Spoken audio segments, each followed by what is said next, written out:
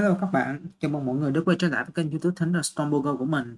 Và trong video của ngày hôm nay, Thunderstorm Go sẽ mang đến cho các bạn các trận đánh Go Battle League thuộc khuôn khổ giải Ultra League Open với một MVP team, đó chính là Malama Delic. Ở backline sẽ là sự hỗ trợ của Galarian Weezing và Tentacruel.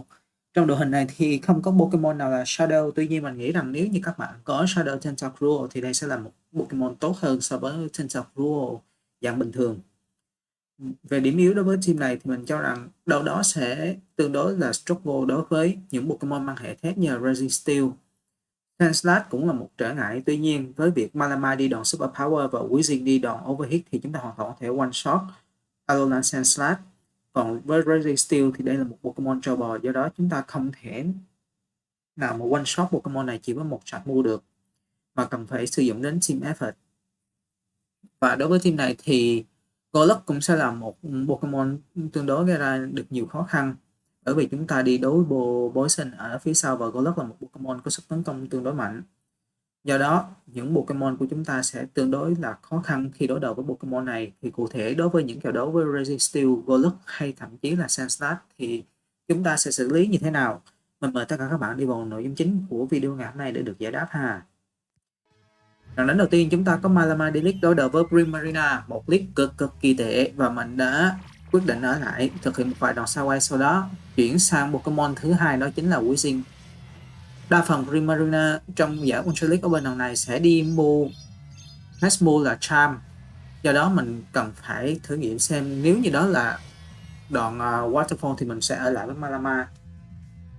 Đối phương đã swap sang Lickilicky và Lickilicky đi đòn Earthquake gây ra được rất nhiều damage cho Galarian.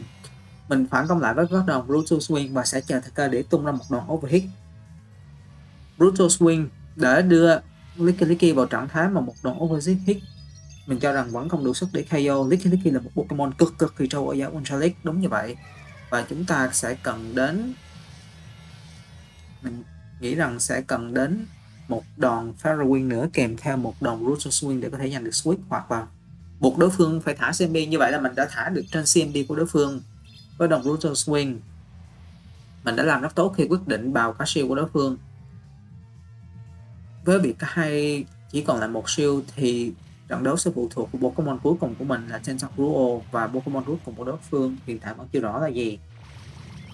Primarina quay trở lại và đối phương ở backline đã có Guslow. Đây sẽ là một hard counter cho cả Malamar lẫn Tentacruel của mình, bởi vì Tentacruel không đi đòn Blizzard, và xem ra trong game đấu này mình cũng không còn quá nhiều lựa chọn để có thể giành được chiến thắng. Mình quyết định tung đòn Acid Spray và nhớ rằng đó là đòn Blizzard lên trên, và đối phương đã siêu đòn Acid Spray đến từ phía Tentacruel. Điều này sẽ tạo lợi thế cho một đòn Score đưa Pokemon này vào trong high range mà chúng ta có thể xử lý được. Đòn Score đến từ phía Tentacruel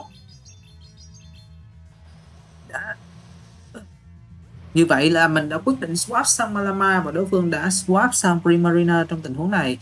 Và trong tình thế này thì mình cần phải thả hai đòn foul play liên tiếp, đồng thời đưa Primarina vào trong tầm mà chúng ta có thể hạ gục bởi Tentacruel để có thể tung thêm một đòn tất sát lên trên Guslow. Foul play đã đưa Primarina vào trong trạng thái còn quá HP, và mình cần phải tung ra Tentacruel để hạ gục đối phương. Có vẻ như đối phương đang dẫn trước về mặt năng lượng lẫn HP quá nhiều, nên trong game đấu này mình không còn quá nhiều cơ hội để có thể giành được chiến thắng. Đối phương tung ra Guslow và Guslow dễ dàng hạ gục được Tentacruel của mình. Good game. Game đấu thứ hai chúng ta có Beaches League. Đây cũng sẽ là một league tương đối khó, tuy nhiên đối phương đã swap sang ngay lập tức Drapion. Shadow Drapion có thể thắng được cả hai Pokemon của mình là Malamar và Tentacruel. Tuy nhiên nếu như Pokemon này vào trong tầm mà một đòn Score có thể hạ gục được thì Tentacruel có thể là kèo trước Drapion. Mình quyết định tung đòn Score ngay trước khi Drapion sạc được thêm một đòn chặt mua nữa, và Score dễ dàng hạ gục được Drapion của đối phương. Đối phương tung ra Pokemon cuối cùng của họ là Cresselia, và đối với Cresselia thì chúng ta cần phải sử dụng Malama hơn là Weezing, bởi vì đa phần các Pokemon Grasslia ở Ultra sẽ đi đòn Future Sight thay vì Moonblast. Mình cho là như vậy. Nếu như đây là Moonblast thì Malama vẫn sẽ còn sống tương đối khỏe, nhưng mình đã siêu được chính xác đòn Moonblast đến từ phía Grasslia mà mình tiếp tục farm. Đối phương đã ngay lập tức swap sang Pokemon thứ hai, Pokemon đi đầu tiên của họ, đó chính là Beatrice để catch đòn Foul Play. Mình hoàn toàn có thể hạ đối phương với một đòn Foul Play nữa nếu như mình có thể timing tốt, tuy nhiên mà là mình lại timing trên CMB của đối phương là khiến mình bắt buộc phải shield để Malama có thể hạ gục được Beatrice. Mình đã chơi tương đối là khá tệ ở game đấu này và đòn foul play vì vậy không đủ sức để KO được Beatrice. Mình tiếp tục farm nhưng mình cũng đã kịp thời hạ gục được Beatrice trước khi Pokemon này hạ gục được Malama của mình ngay lập tức swap sang Weezing để catch được chính xác đòn Moonblast đến từ phía đối phương, và điều này đã mở ra cho mình cơ hội để giành được chiến thắng trong game đấu này. Đó là tung thật nhiều đòn Rulo Swing lên trên Grasslia. Nếu như Grasslia của đối phương chỉ đi Moonblast và Grass Knot thì đây sẽ là lợi thế không nhỏ cho Weezing của mình để có thể giành được thắng lợi. Còn nếu như đối phương đi bộ Moonblast và Future Sight thì đây sẽ tương đối là khó khăn. Đối phương đã có được đến 100% năng lượng và quyết định thả chặt mua, liệu đây có phải là Future Sight không? Như vậy đây chính là đòn Future Sight và one shot Weezing của mình.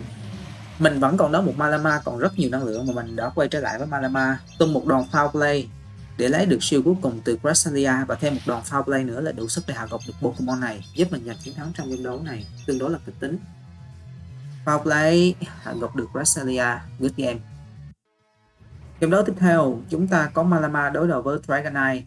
Đây không hẳn là một matchup tồi cho Malama, bởi vì tuy rằng các fastball đến từ phía Shadow Dragonite rất mạnh, tuy nhiên mình sẽ thả được hai đòn foul play trước khi Dragonite thả được hai đòn đặt mua Dragon Claw, nhưng mình đã quyết định thả Super Power để Bashield và ngay lập tức swap sang Weezing để nhử được Pokemon ở backline của đối phương. Ở backline đối phương có Feraligatr và Weezing của mình hoàn toàn có thể trang được một đòn Hydro Cannon từ Shadow Feraligatr và phản công lại với các đòn Rulo Swing. Rulo Swing có thể giảm được một lượng HP khá đến từ phía Feraligatr, mặc dù đây không phải là một move start. Dù gì mình cũng phải cần đến 3 đòn Rulo Swing để có thể hạ gục được Feraligatr đến từ phía đối phương, và đây là Rulo Swing thứ hai đã lấy được shield cuối cùng của đối thủ. Và tiếp tục là một đòn Rulo Swing nữa đến từ phía Weezing của chúng ta. Weezing tung một đòn Rulo Swing đi trúng đích, mình ngay lập tức swap sang Tentacruel để bắt buộc Feraligatr phải tung năng lượng, thả bớt năng lượng trên Feraligatr Shadow của đối phương, và mình hoàn toàn tham gia được Feraligatr của đối thủ. Khi D9 quay trở lại thì mình sẽ quyết định có lẽ sẽ shield cho Tentacruel và tung một đòn Score lên trên Dragonite của đối phương, và cùng chờ xem Pokemon cuối cùng của đối phương là gì. Đòn Score đi trúng đích, nhưng D9 vẫn kịp thời sạc được thêm một đòn chặt mua Dragon Claw nữa, và trong tình huống này mình đã quyết định down shield cuối cùng để bảo vệ cho Tentacruel còn khỏe mạnh, và điều này là một điều vô cùng đúng đắn, bởi vì ở backline đối phương có là Fable và đối phương nhận ra họ không còn bất kỳ nguyên thanh nào bắt buộc phải đầu hàng trong game đấu này. Good game. Game đấu tiếp theo chúng ta có Feraligatr Shadow Delete. Ở Ultra League thì Malama hoàn toàn có thể tranh được một đòn Hydro Cannon Shadow đến từ Feraligatr tương đối là nhẹ nhàng. Game đã bị frame drop một tí và mình đã mất đi một fast move tương đối là đáng tiếc, và điều này sẽ ảnh hưởng rất nhiều đến thế trận của mình. Mình quyết định tung đòn Super Power và có lẽ ngay sau đó nhảy sang Tentacruel, và mình đã thành công catch được đòn Hydro Cannon đến từ phía Feraligatr. Hydro Cannon đi trúng đích nhưng không ra được quá nhiều damage cho Tentacruel của mình. Tentacruel đối phương đã quyết định swap sang Shadow Trebian, và nếu như mình không làm, nếu như đối phương có Feraligatr League thì ở phía sau backline đối phương sẽ có tầm 2 Pokemon kiểu như là Shadow Trebian và Tentacruel, hai Pokemon đều mang tính độc, hoặc là có thể đâu đó là Virizion. Mình đã quyết định down shield để chặn đòn Crunch đến từ phía Trebian và phản công lại với một đòn Score đã lấy được shield đầu tiên của đối thủ và đồng thời giảm được sức tấn công của Trebian đi một bậc. Và trong tình huống này thì mình đã quyết định không siêu cho Tentacruel bởi vì mình biết rằng mình vẫn có thể sống sót sau đòn sập mù này, nhưng đối phương ở backline đã có Talonflame. Đây là một Pokemon nằm ngoài dự đoán của mình và mình swap sang Weezing để đối đầu với Talonflame bởi vì Malama của mình còn quá ít HP. Mình tank được một đòn sập mù đến từ phía Talon. Game đã vô cùng lag khiến cho một đòn Incinerate của Talonflame đi trúng đích trên Weezing, và điều này khiến cho mình bắt buộc phải đầu hàng tương đối là đáng tiếc trong game đấu này, mặc dù mình vẫn còn có cửa chơi trong game đấu đó. Những ngày này game liên tục lag và gây ra rất nhiều khó chịu cho những trainer đang đánh ở các giải Go Battle League, đặc biệt là các trainer ở Elo trên 2500. Game đấu tiếp theo chúng ta có Zygarde Lilic. Đây không phải là một cái tệ đối với Malama bởi vì chúng ta hoàn toàn có thể down shield và hạ gục được Zygarde. Thậm chí nếu như chúng ta không down shield thì Malama cũng hoàn toàn có thể win Zygarde bằng cách tung ra 3 trap move, 2 đòn foul play và 1 đòn super power, vẫn đủ sức để Malama giành chiến thắng trước Zygarde, và Malama của mình đã làm được điều đó bởi vì mình đã timing rất tốt trong matchup này. Malama một đòn super power hạ gục được Zygarde của đối phương. Đối phương ở backline có Shadow Ferroligate và mình đã có câu trả lời trong tình huống này, đó chính là Tentacruel. Thật sự ra nếu như Ferroligate có năng lượng dẫn trước Tentacruel thì đây sẽ là một matchup không hề tồi cho Ferroligate bởi vì phát đòn Shadow Hydro Cannon là rất mạnh. Đặc biệt là khi mà ở backline của đối phương còn có một Tentacruel khác, xem ra Weezing của mình trong game đấu này sẽ rất là vất vả bởi vì chúng ta gần như không thể hạ gục cả Ferroligate lẫn Tentacruel trong cùng một Pokemon là Tentacruel, đặc biệt khi đòn Score của đối phương đã làm giảm sức tấn công của Tentacruel đến từ phía mình. Mình tung đòn Score và tức swap sang Weezing và không có bất kỳ debuff nào đến từ phía Tentacruel của đối phương. Mình cho rằng sọc move mạnh nhất trong game còn lại sẽ là Hydro Cannon, do đó mình đã không siêu đòn Score. Đối phương đúng như dự đoán đã quay trở lại với Shadow Ferroligate. Lần này mình đã siêu để bảo vệ cho Weezing. Mình siêu đòn Hydro Cannon và phản công lại với các đòn Brutal Swing. Shadow Ferroligate vẫn còn rất khỏe. Mình cho rằng hai đòn Brutal Swing vẫn không đủ sức để hạ gục được Ferroligate của đối phương. Tuy nhiên đã lấy được siêu đầu tiên từ Pokemon này và tiếp tục một đòn Brutal Swing nữa đến từ phía Weezing. Brutal Swing đi trúng đích và mình tiếp tục tung ra thêm một đòn Brutal Swing nữa với hy vọng rằng đòn này sẽ lấy được siêu cuối cùng từ Ferroligate, nhưng không, đối phương đã chơi cực kỳ tỉnh táo và họ đã kịp thời sạc được thêm được một sharp move nữa. Điều này sẽ khiến cho matchup càng trở nên tệ hơn khi mà Tentacruel của đối phương vẫn còn đang có sự chênh lệch HP tương đối lớn. Mình quyết định tung ra đòn Score, hy vọng rằng đối phương sẽ shield trong tình huống này. Nếu như đối phương shield thì mình hy vọng rằng khi Weezing quay trở lại với một đòn Overhit hoặc là Brutal Swing có thể làm nên chuyện. Đối phương đã scouting cực kỳ tốt và tung ra đòn chọc move Score trước khi Tentacruel của mình có thể đạt được chọc move nữa. Và điều này khiến cho Weezing của mình không thể đạt được đòn Brutal Swing. Đòn Score đến từ Tentacruel dễ dàng hạ gục Weezing của mình trong trận đấu này. Good game. Trận đấu tiếp theo chúng ta có một cú click, đó chính là Malama đối đầu với Tentacruel. Malama để hạ được Tentacruel cần phải tung hai đòn foul play trúng đích, và Tentacruel bắt buộc phải có hai đòn Score trúng đích cũng mới có thể hạ được Malama. Đòn foul play đầu tiên của mình đã đi trúng đích và Tentacruel sẽ phản công lại với đòn Acid Spray hay là Score đây, và đó là Score. Mình đã quyết định không siêu đòn Score trong tình huống này. Đối phương đã quyết định swap sang Pokemon thứ hai của họ, đó chính là Lapras, một Pokemon rất hiếm gặp ở giải Ultra League những mùa giải gần đây. Quay ngược về quá khứ thì Lapras từng là một meta rất mạnh ở giải Ultra League khi mà meta không có quá rộng như bây giờ. Lapras với bộ chọc move là Aisha, Surf và School Bath hoặc là Ice Beam lúc đó gần như là thống trị ở các giải Ultra League và các cúp 2500 thời điểm đó. Mình đã siêu đòn School Bath và sau đó phản công lại với một đòn Score để hạ gục Lapras đến từ phía đối phương. Tuy nhiên một đòn Score vẫn không đủ sức để hạ gục được Lapras, và đây chính là đòn Surf đến từ phía Lapras. Tentacruel của mình vẫn còn khỏe và có rất nhiều năng lượng. Đối phương quay trở lại với Tentacruel Có lẽ ở backline của đối phương có một Pokemon nào đó sẽ yếu thế với Tentacruel. Mình nghĩ rằng đó sẽ là một Pokemon hệ tiên như Weezing hoặc là Clefable. Cũng có thể là Talonflame chẳng hạn. Cũng có thể là Feraligatr. Đối phương tung đòn Acid Spray. Và ở backline của đối phương có một Pokemon mang hệ đất và ma, đó chính là Golok. Như mình đã nói, Golok sẽ là một Pokemon cực kỳ khó chịu ở đối với team này, và Golok mình đã thành công bait shield đối phương với một đòn Acid Spray. Điều này sẽ tạo điều kiện cho một đòn Brutal Swing đến từ phía Weezing của mình hạ gục Golok của đối thủ. Mình đã shield đòn Shadow Ball từ Golok và phản công lại với đòn Foul Play. Đòn này chắc chắn sẽ lấy được shield đến từ phía Golok, và mình hy vọng rằng Weezing của mình sẽ kịp thời lên được một sạc mua trước khi bị hạ gục bởi Golok. Mình đã dễ dàng đạt được đòn Brutal Swing, và Brutal Swing sẽ dễ dàng hạ gục được Golok Shadow đến từ phía đối phương, và Tentacruel còn quá ít HP. Mình đã dễ dàng giành được chiến thắng trong game đấu này. Good game.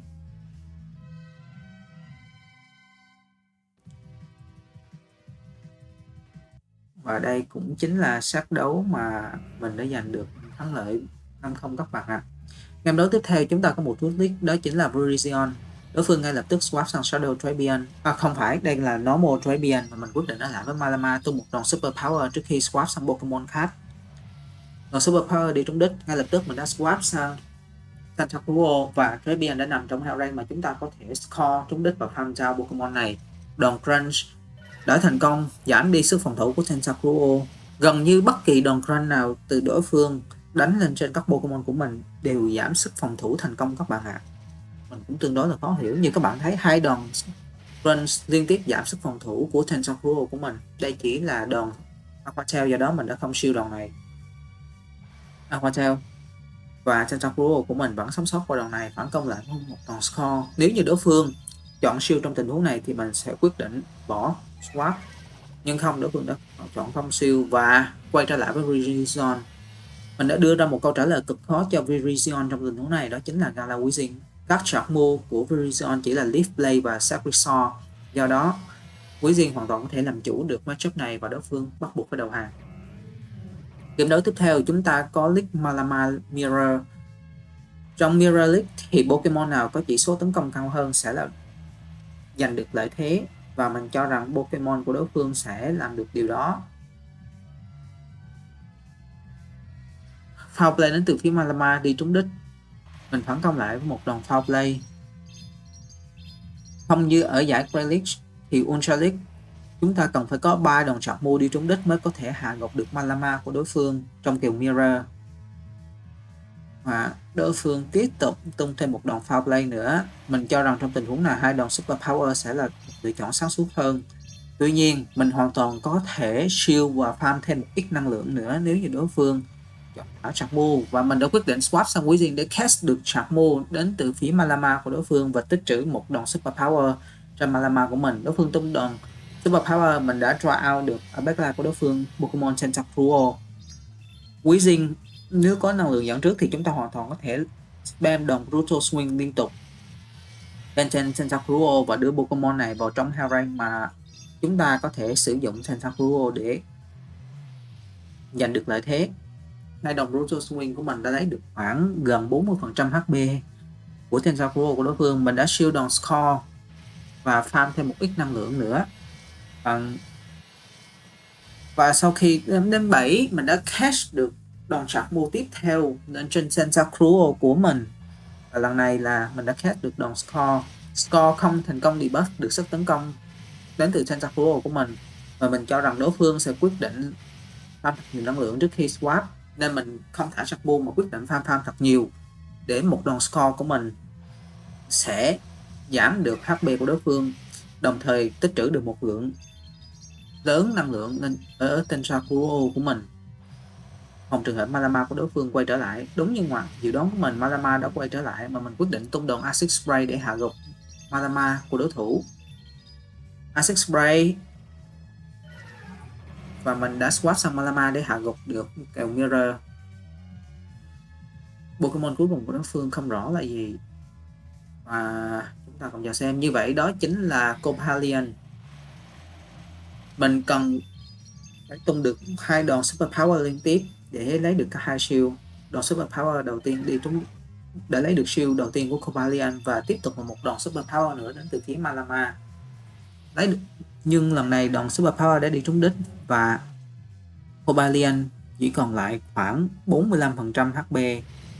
Điều này sẽ tạo điều kiện cho Tentacruel của mình hoặc là Weezing end game đấu. Mình đã quyết định shield đòn Sacred Sword đến từ phía Cobalion và đối phương liên tục thả back to back Sacred Sword. Và Sacred Sword này đã đưa Tentacruel của mình vào trong hell range mà đối phương có thể shield và farm down. Do đó sau đòn score này, nếu như lấy được shield, mình sẽ nhảy sang Weezing để hy vọng rằng thả được một đòn overhit, và mình đã thành công nhấn được vào đòn overhit.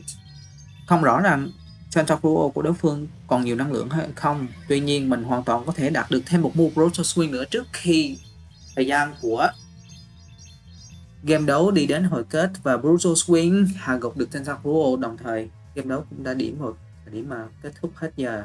Mình đã giành được chiến thắng trong game đấu đó. Good game. Game đấu tiếp theo chúng ta một Good League và Tentacruel đối phương đã ngay lập tức swap sang Greninja. Mình ngay lập tức thả đòn Super Power, và có vẻ như sau đòn Super Power này mình sẽ swap sang Tentacruel. Nếu như trên Weezing của các bạn đi đòn play round thay vì overhit thì mình cho rằng swap sang Weezing sẽ là một lợi thế. Tuy nhiên các đòn Hydro Cannon đến từ phía Greninja vẫn là rất mạnh, và 2 đòn Hydro Cannon là đủ sức để hạ gục được Weezing. Do đó mình bắt buộc phải swap sang Tentacruel, bởi vì Tentacruel có thể tank được đến 3 đòn Night Slash đến từ phía Greninja.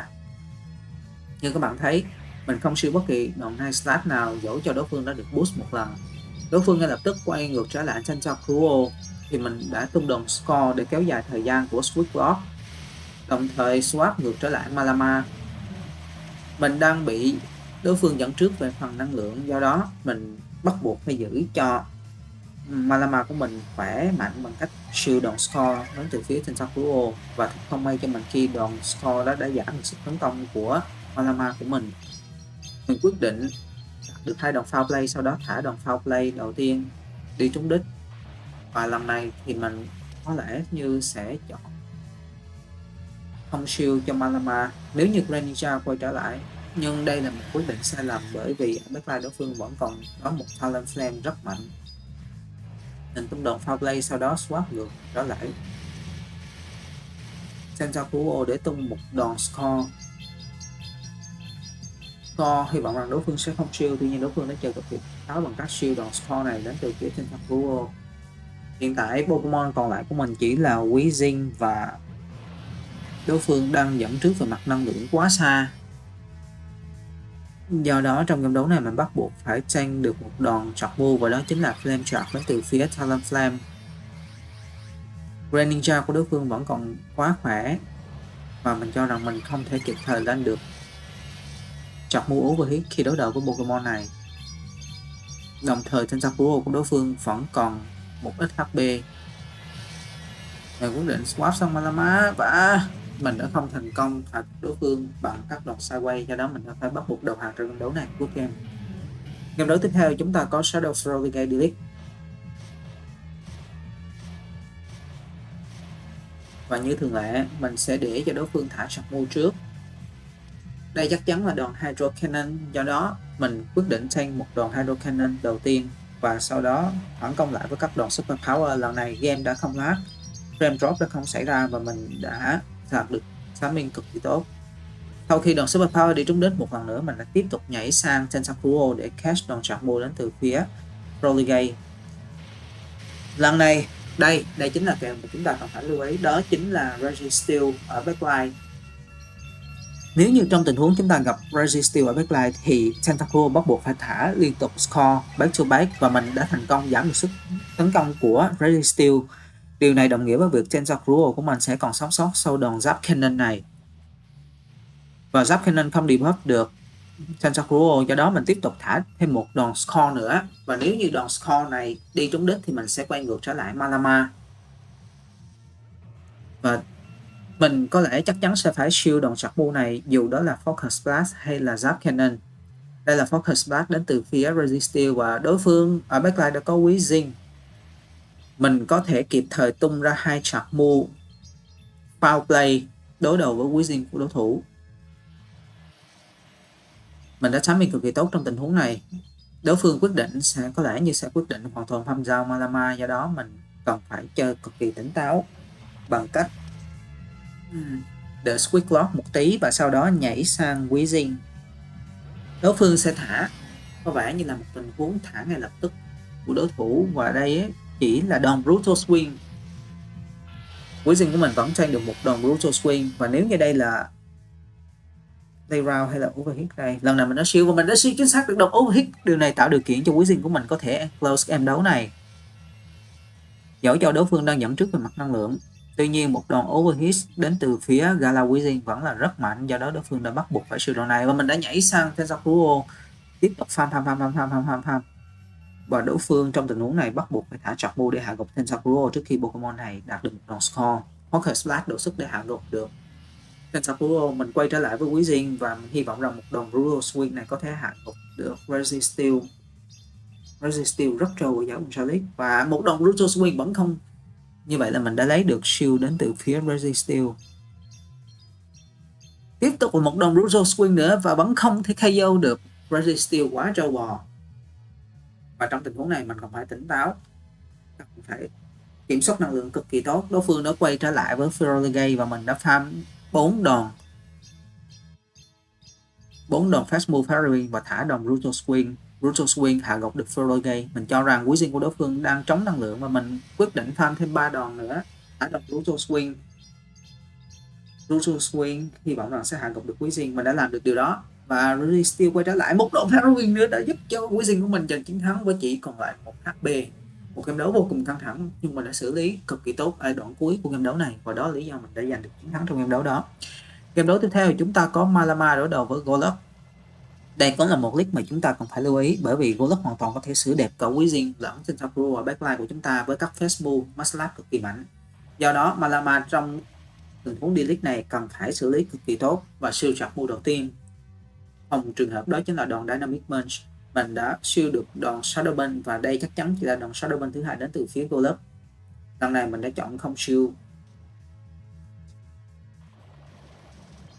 Nếu như đòn power play này đi trúng đích tốt, còn nếu như không trúng đích thì mình sẽ swap sang Pokemon khác, và đối phương đã swap Pokemon thứ hai của đối phương đó là Wizing. Mình đã tung ra Pokemon thứ hai của mình là Tensakuro.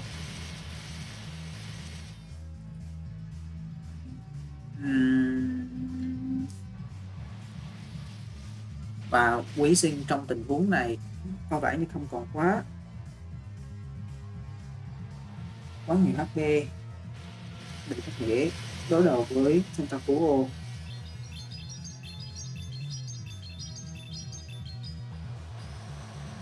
Một đòn score đồng thời giảm được sức tấn công, nhưng ở backline của đối phương có Licky. Nếu như Pokemon này đi đòn Earthquake thì đó sẽ là một thảm họa cho Tensakuro lẫn Wizing của mình.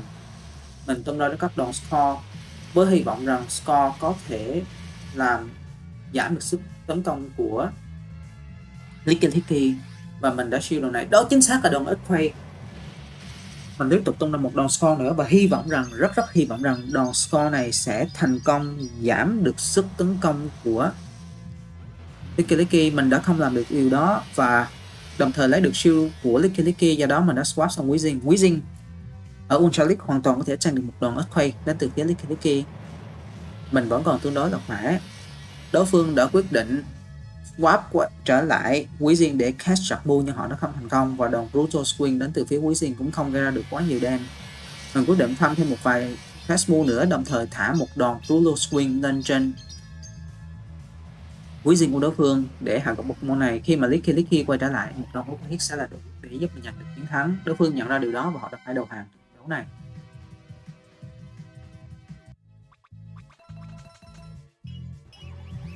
Và sau một sát tháng với tỷ số 4-1 này thì mình đã lên được rank veteran các bạn ạ, 2500 CB. Vâng, 2534 là điểm số elo của mình. Mình đã được cộng 37 điểm sau khi giành được chiến thắng 4-1 trong sắp đấu này. Đó cũng chính là game đấu cuối cùng của ngày hôm nay. Mình hy vọng rằng một team với Malama D-League ở backline gồm có 2 Pokemon băng hệ độc là Galarian Weezing và Tentacruel sẽ giúp cho các bạn leo rank Ultra League tốt hơn trong những ngày sắp đến. Hy vọng rằng các bạn sẽ thích video ngày hôm nay của mình. Nếu như các bạn thích, hãy để lại cho mình một like, một subscribe, đồng thời share các video của kênh Thánh Storm Go rộng rãi hơn. Trong những ngày sắp đến thì mình tiếp tục làm ra những Pokemon tốt hơn để có thể phục vụ cho các bạn. Chào tạm biệt các bạn.